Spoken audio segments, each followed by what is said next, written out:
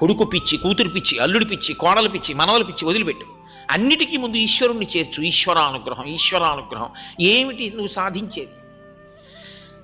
నా వాళ్ళు నా వాళ్ళు నా వాళ్ళని నువ్వు ఎవరి మీద పేరాశ పెట్టుకున్నావో వాడు నీ కొంప ఏ పాతికేళ్ల తర్వాతో ముంచేస్తాడు. నేను పరమ యథార్థం చెప్తున్నాను.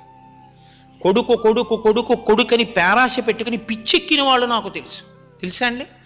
నేను ఈ మాట అందుకే చెప్తున్నాను. ఒక వృద్ధాశ్రమానికి ఒకనకొకప్పుడు మీరు చెప్పిన రామాయణ ప్రసంగాలు వినడానికి వస్తుంటారండి వీళ్ళందరూ వ్యాన్లో. ఒక్కసారి వృద్ధాశ్రమానికి రెండంటే నేను ఒక వృద్ధాశ్రమానికి వెళ్ళాను.